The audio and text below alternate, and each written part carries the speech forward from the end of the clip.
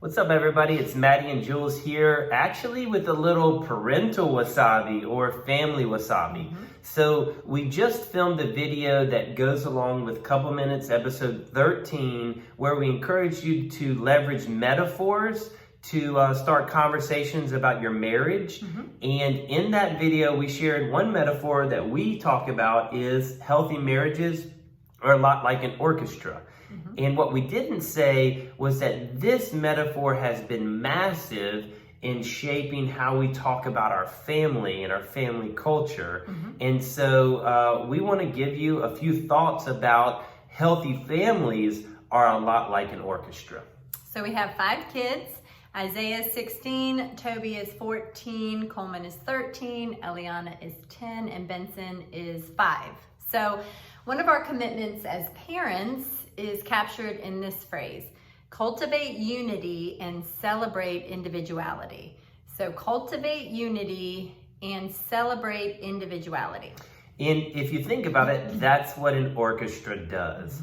An orchestra first unites the instruments to the same note or tune. They cultivate unity, and then they each play their own unique and beautiful sound. They celebrate individuality. And that's really what we try to do as a family. The first thing, and we would encourage you to do, is always be seeking to cultivate family unity.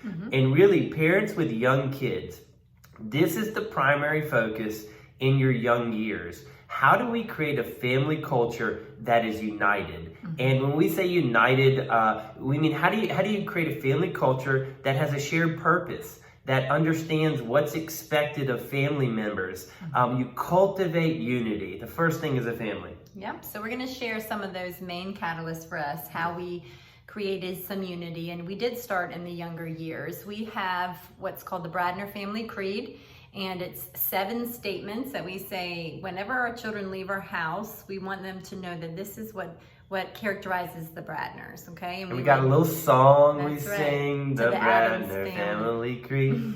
That's right. Okay. All right, good. So we also have consistent celebrations and traditions and various other things that everybody kind of understands is just a part of our family. Whether or not they think it's cheesy, they just, they know it. Yeah, and so give you an example. Julia said various other things. One thing we've done over the years is we chant.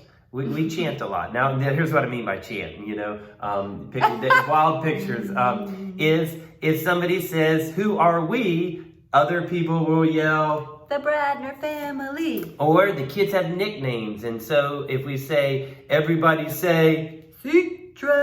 Coleman's nickname, C-Train. Or before a meal, we'll pray. And right after we say amen, somebody gives a little, now this is a meal, baby. Now, we used to say, now this is a meal. And years ago, I think Toby was quiet and he said, baby. And it just stuck. And so these just represent little things. Whether it's a family creed, which we really encourage you to look into, whether it's traditions that create stability, or it's the little things that show unity, we really try and cultivate family unity. But it doesn't stop there.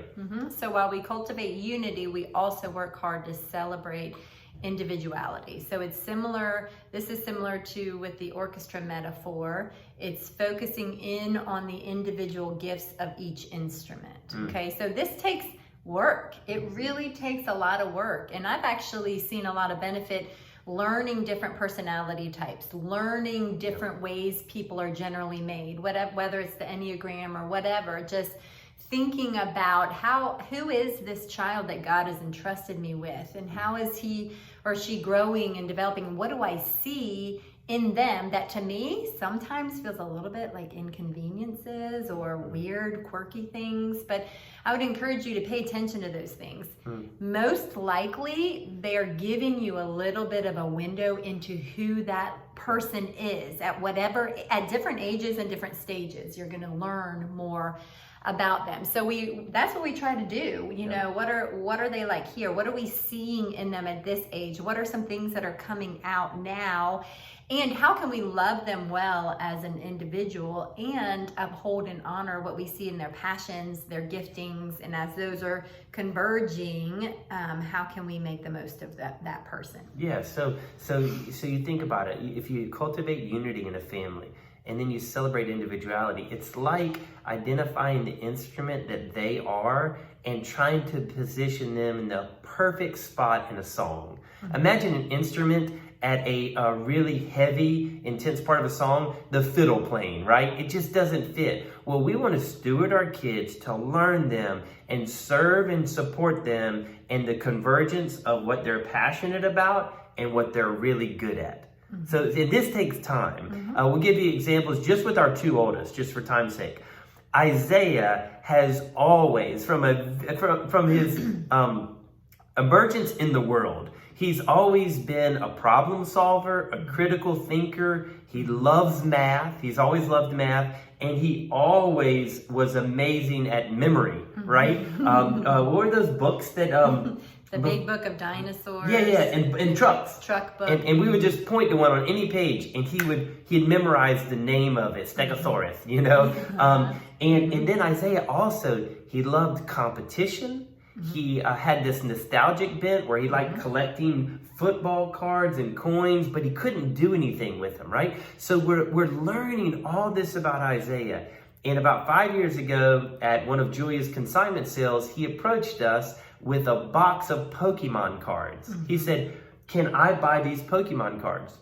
And in the loving way that a parent does, we said, "No chance, bud." You know, like there's no chance that those weird figures are going to be strewn around your room on top of all the Legos, right? And then this is what he said. He said, "Dad, this is a game. It involves math. It involves problem solving, memorizing the cards and the text. It's mental competition against another person." And we said, 100% yes. Let's give it a shot. Get those cards. That was the start of a convergence of passion and gifting that literally has taken Isaiah all over the world, and me as well. And he's one of the best Pokemon players in the world. That's not hyperbole. Because we learned him, and then we served and supported him when he found a sweet spot of who he is and the sound that he plays in this world. And now, as this thing is this whole big thing for him, and it's a business and a job, he's now thinking, how does this translate into what I want to do in the future? And we're helping him. Is it law? What is it? And so you just get the beauty of learning your kid. That's right. And so then you take Toby. So we'll share a little bit about Toby. And Toby, of course, we make him play Pokemon, right? Exactly. We'll get back to that. So Toby, even when he was in the womb, he's always been musical. He's always been the beat man. I mean, I would remember feeling clicks in my belly, regular, just rhythmic things. I'm like, what is that? And when he was born, Toby clicked his feet. Real rhythmic and real to a beat. And he's always had this ability and bent towards music and just beats and rhythm. And anytime we're at an arcade, if a game requires stopping something on a beat, you know that thing that goes around the circle and you have to stop it? We're literally like, "Toby, come here." And Toby, literally, he'll hear, doom, doom, doom, doom, bam. And we're like, ding, ding, ding, ding, ding. We've always observed this kid has something with sounds. He couldn't sleep unless he had a certain sound machine. Do you remember why? Yes. And here's the deal. Remember when a few minutes ago I said something about this can feel like inconvenience and irritation just as parents when we see some uniqueness in our kids. We think they're being, then Toby's so particular. He's so high maintenance, right? You start thinking that and you say, wait, what does this tell about them? But go ahead, sound machine. Honestly, the sound machine, what I know of Toby now, I wish I would have taken into account when he was little, because he literally could hear the beat and hear the rhythm of the looping of the sound machines, and it was so highly distracting to him, it would waken up his brain, and he would just then be creating music while he's trying to sleep. So, I get that. Just, just filing those little things away that we see about our children. Yeah, so Toby was always entertaining, right? If he saw that he could make you smile, it gave him life. It was on. Yeah, it was on. And so we're learning all these things about Toby as he's younger, right? His creativity, his sounds, his entertaining. And then there was one more big event that happened in his life. So when Toby went through a medical crisis a couple years ago, and he was hospitalized, had emergency surgery, and through that it triggered post-traumatic stress disorder, and it triggered a battle with anxiety and depression, and he discovered that he can find release and solace in music. He discovered that because he felt the freedom to pursue it as we were seeking out, who is this boy, who is this child, and he has this bent towards rhythm and music, and we tried to lean into that, and so Toby also leaned into that, and since then he's realized he has something in him to write songs and express production. He's this multi-musician now, and he has found so much joy but I would just say peace and life through that. And that's been pretty amazing. Yeah, and so the music expresses his gifts. The songwriting releases the feelings of anxiety and emotion. And we come along and say, how can we equip him to go as far as he wants to in this? That's the beautiful thing about celebrating the uniqueness and individuality of your kids. We joked earlier, of course, Toby plays Pokemon. He doesn't, because that's not him, right? Enmeshed families all do the same thing, right? Disengaged families all do their own thing. You want a blend of cultivating unity. Who are we? The Bradner family. And you want to celebrate individuality. What is it about that kid right there? And how can we launch them into the world to be the best version of who they are? And so it's really exciting. It's really fun. Sometimes I'll say that requires sacrifices on our part that are inconvenient. And so with all the individuality that we have with our 5 children, and we've said we're going to divide in order to delight in them. So, Isaiah and Matt will go and travel. I'm not going and bringing all of our kids because it just doesn't work like that. But we're dividing and focusing on them so that we can really fully delight in them. It's okay if everybody doesn't always do the same thing. I think because I really think what then ends up happening is you don't do anything. It's, if we all don't do it, then none of us do it. And I think for our family, that doesn't work well. And for those in the younger years, we all played soccer for a while.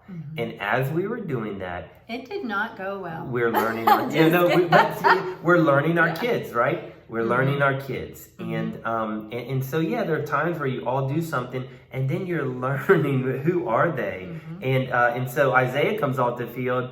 Tell me about the game. We won. Toby comes off the field. I'm not sure who won, but that guy who guarded me was a really nice person. Seriously. That's information, right? And so again, parents, cultivate unity, celebrate individuality. A healthy family is a lot like an orchestra. That was a little family wasabi or parental wasabi. Grow your family one conversation at a time. For more resources like this, go to coupleminutes.com.